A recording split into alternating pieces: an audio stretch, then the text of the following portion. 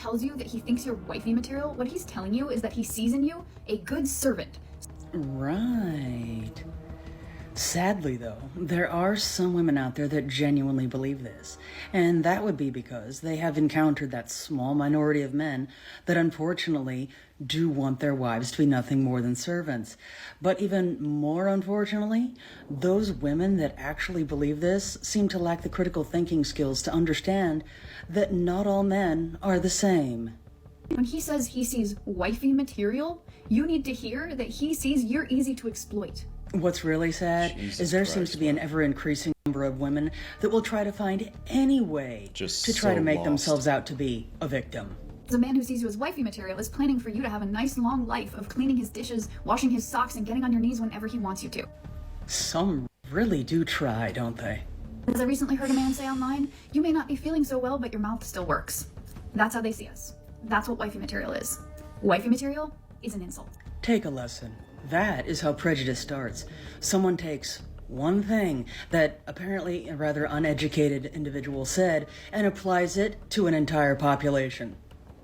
That's exactly how that happens. A man calling a woman wifey material is now a red flag. A woman being wife material is a red flag. It is just so cooked, man. For women like this, they're really just too far gone, bro. Just too far gone. Because really, how are you supposed to have a relationship with a woman like that? You genuinely can't. If you ask her to do anything, hey baby, I'm thirsty, can you get me a water please? What do you think this is, the 1920s? What am I, just a trad wifey? Do you want to take away my bank account too? Just like, oh my God. Just truly so far gone.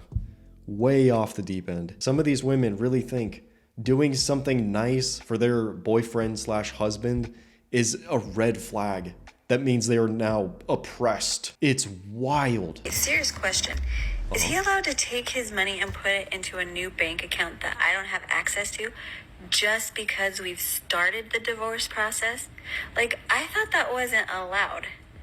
I thought we couldn't, do stuff like that. So that's what he did.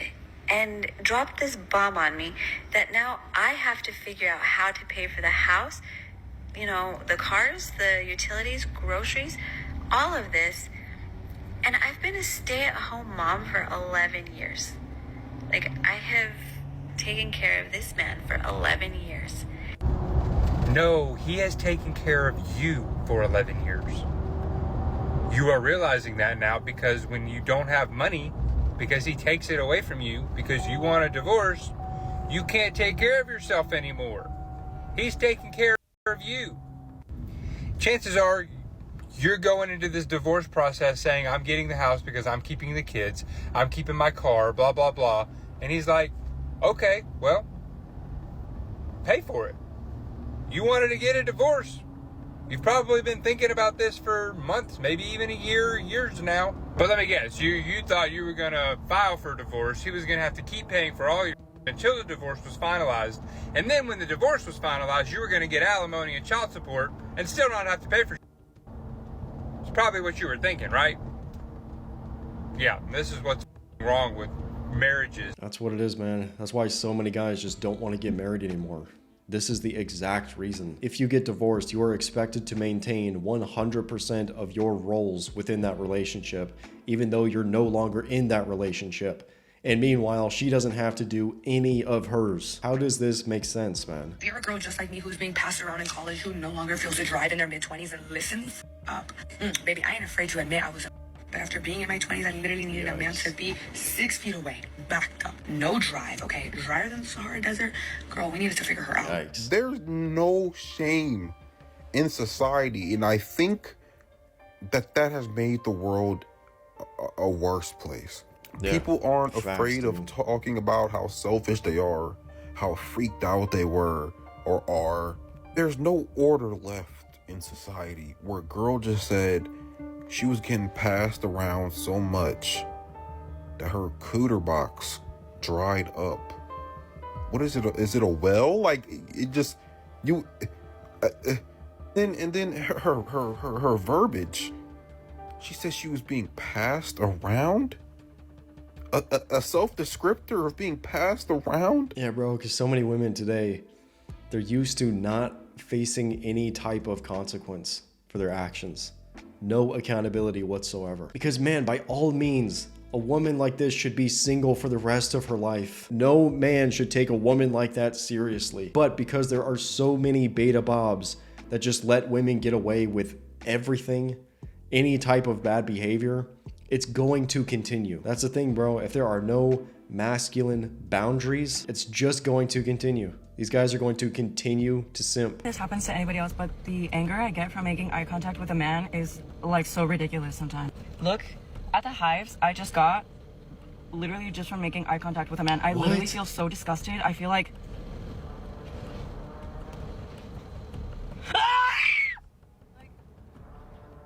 Ow! It stresses me out! Yo. Don't look at me! Bring back the asylums, Guy man. with the ick list. Apparently we have to add making eye contact to the list of things men aren't allowed to do. This is unhinged for so many reasons, but might I start by addressing the hypocrisy in the room? Because in order to make eye contact with someone, you also have to be staring at their face, right? What she's essentially saying is that she has every right to stare directly at men's faces, but if they dare look back in her direction, she will have a full-on mental breakdown. But you know what, honestly? I think we should just let Darwinism do its thing. Some of this stuff is truly just unbelievable, isn't it? It's crazy, man. It's like actually crazy. Like really, social media is doing something to women's brains. It is actually brainwashing them, man. The TikTok, the Instagram, it is writhing through their brains, sinking its claws deeper and deeper. Cause just imagine, bro, a man making this exact same video. He can't look a woman in the eyes without getting hives and wanting to have a mental breakdown. Dude, it's cooked, bro. We're cooked. Did y'all get married today? She was ready to risk it all. Do y'all need it? We did. Yeah. Stop. Younger. Hey, Can I please get you? Stop. You want me? I want you. For real? Yeah, Dad. You have a whole man though. Go, man. What is he supposed to do? What? Unlucky on that. The fell in love with a lustful woman and married her as well. Unlucky. Imagine that. You've just married the woman of your dreams and she's saying already that she wants another man right in front of you. That's pain, and you can see the pain in his face. Let her go back to the streets. She's begging to go back to the streets. Just let it happen, bro. With young mooch. Like, what? Oh my god. You married a 304, man. That's what you get. I wonder if guys ever look at a woman who is beautiful and then she opens her mouth and then he's like, what a shame. You actually just described the entire male experience. Some may say a tale as old as time. The entire male experience is just a collection of what a shames. Until eventually you're like, holy sh**, this one, she doesn't suck. And hey, didn't see that coming. That is so accurate, bro. So accurate. Because really what a lot of women do, they talk themselves out of relationships. Because you can get the guy on a date, he'll have fun with you, all this kind of stuff. But when women open up their mouths, they start talking about their spotted past and all of their travel experiences. You disqualify yourselves from being taken seriously. That's what happens. Have you ever made a woman pay for herself on a date? You seem like the type that would do 50-50. Mm-hmm. Interesting. Yes or no? No. I feel I'm the provider of the family. You're the provider, Yeah, I feel so like you have money. Is that what you're here for? No, I'm here for love. But I can never love a broke man. So everybody put your head down if you don't have money. If more than half the guys raise their hands, the men may vote to replace the girl. I'll leave it on you guys.